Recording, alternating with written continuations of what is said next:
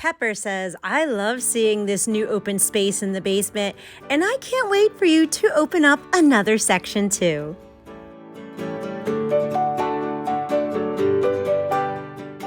It is that time of the week again. It is time to declutter another section in this hoarded basement. And last week, we opened up this section. So to move forward, I think we're going to start to work a little more on the left.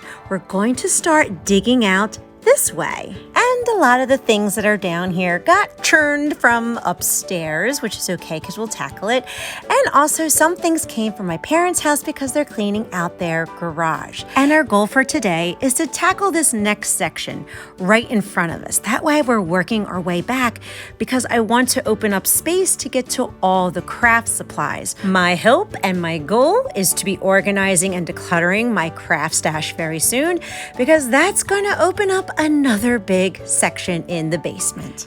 Now, to get started, when you see this overwhelming amount of stuff, I normally kind of scan the room and pick the easiest thing to declutter to get that decluttering momentum going.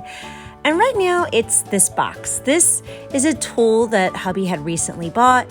I'm pretty sure he doesn't need it anymore. I'll just confirm it with him, but I'm pretty sure this is now a tossy-tossy. And underneath of that is one of my clear polka dot bins that symbolizes stuff that I'm still very deeply sentimentally attached to. And I need to put it with the other bins so they're all together. But I can give a quick look into it. Like, yeah, the My Little Pony, I absolutely love this hoodie. But the socks, you know what? We can actually let them go. I feel good letting these go now. And underneath of that is a tossy-tossy, yay, I love these easy ones, and a bin.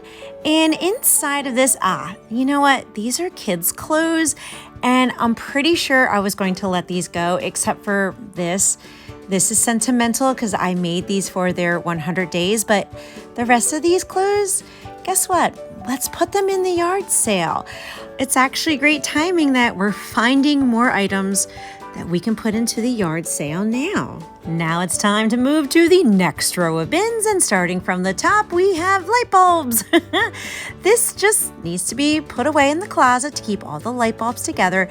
And this jar, yeah, I put it down here because I wanted to try and do a DIY project with it, but honestly, I don't know. Let's just get rid of it now and recycle it. Next is a bin that is clearly overflowing with New Year's Eve's decorations that we use every year because I purposely don't get the ones that have the year printed on it. But I clearly need to get another bin for it. And since we've been decluttering so much and been creating all these new empty bins, I already have one on hand. Now I am going to give it a quick wipe down because it was a little dirty and dusty on the inside, and I'm going to be putting it all into this tub because I'm doing a no spend on all holiday decorations, decor, you name it, and I want to keep it nice so we can reuse it. And of course, we're going to label the bin. And underneath of that is this pretty bright green tub, and I don't see a label, at least on this side. And oh, okay, so it's a half emptied, like, Sentimental tub.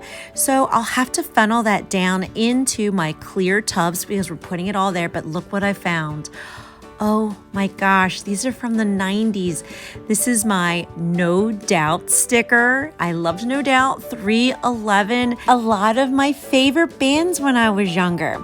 And the reason why I funnel these items into these clear polka dot tubs is because I call it my sentimental foundation. Now that I'm finding these things that I'm deeply attached to and organizing them into these tubs, I'm finding that it's a lot easier for me to let go of all the other stuff because I know where my most treasured items are, and it's making my anxiety calm so that I can keep moving forward. That's what I'm finding is working the best for me to keep moving forward. Now this tub, look at this. This is nursery. I haven't quite healed from all the miscarriages and not having a third child, so it's okay for me to keep it for now. It's what's going to keep me strong until I work through those emotions. And for now, I'm going to use my handy dandy label maker, print myself out a pretty little label, and put it on my bin because I know one day I will be strong enough to let it go. Now that this section is looking a lot better, let's start to move over here and start to widen that path. Now we're going to start on the top of this blue bin right over here. And honestly, it's just a Mod Podge of stuff. It's just things that already have homes, and we're going to put it all away.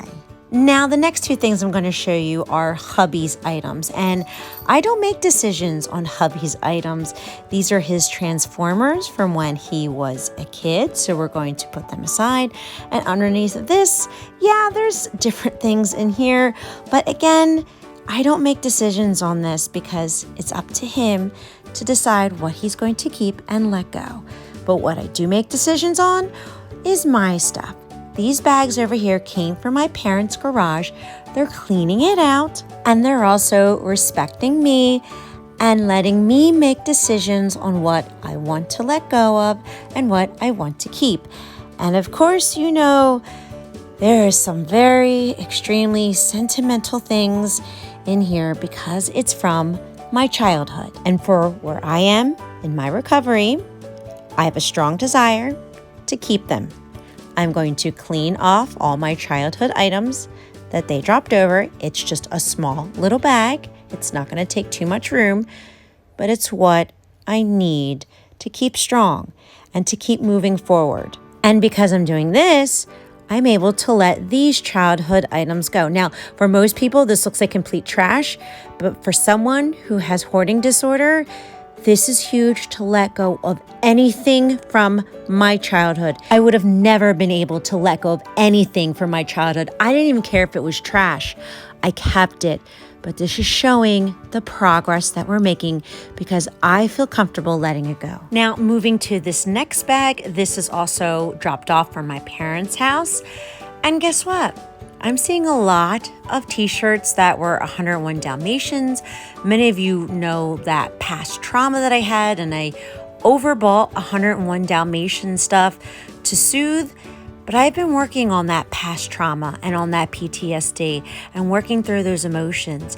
And I'm actually letting this entire bag go. And underneath of that is a coffee maker. It's brand new. I've never used it.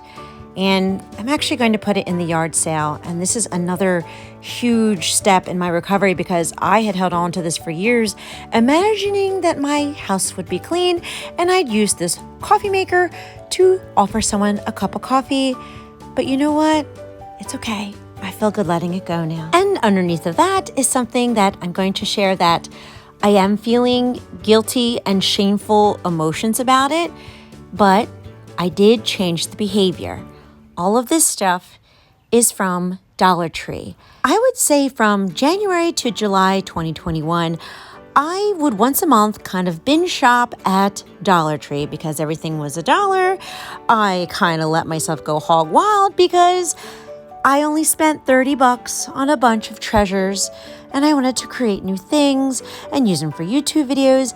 And I'm very thankful that my YouTube family had noticed that and quickly had said, maybe we should stay out of Dollar Tree. And I did for the rest of the year. And not too long after that, I started emotionally eating. Now, I did speak with my doctor, and there is a link between ADHD and addictive behaviors. I'm so grateful that we are now discovering this so we can work on these issues. Because for the past 4 years, I was so focused on the hoarding disorder part that I didn't realize how much of the ADHD played into all this. So this is a great opportunity for us to address it and start working on it. Now, I wasn't planning on doing an attic declutter, but something caught my eye that I felt ready to let go of in my heart and put it in the yard sale. And that's this Blue's Clues little travel suitcase. And I'm actually shocked that I feel okay letting it go, but I feel that it's the right thing to do. Next, we have this wrapping paper container that's kind of overflowing so much that I can't even put the lid on it anymore. So very quickly, I'm just going to rearrange it, throw away some of the old wrapping paper that's kind of like shoved on the bottom. That way, it'll be all together and I can finally put the lid on. And now it's time to clean up and sweep the area that we just decluttered and show you our tossy pile. This is what we're letting go of this episode. A lot of these items are actually going to go into the yard sale, so that's a good thing. The only problem is it's supposed to rain again on this Friday and Saturday. I'm so frustrated, but it's okay. Hopefully next weekend we can finally host it. We'll stay positive because we added more things to the yard sale pile, and the more things that are in your yard, the more people will stop to look and shop. And I'm also very proud that I'm letting go of things that I used to have a deep sentimental attachment to. This is showing our growth. This is showing our progress. Hoarding disorder is a mental disorder, but we just have to take a few extra steps to get those big decluttering piles. And it's okay because it grows us, it evolves us, and the reward is so much greater because we are creating these bigger, cleared out spaces. And if you struggle with hoarding disorder, I want you to know that you're not alone. There are millions of us who have this and understand you. And my hope and my prayer is that this video encouraged you to declutter and clean something today. Whether you have hoarding disorder or not, we all need to declutter and open up spaces and bring peace and tranquility back into our homes.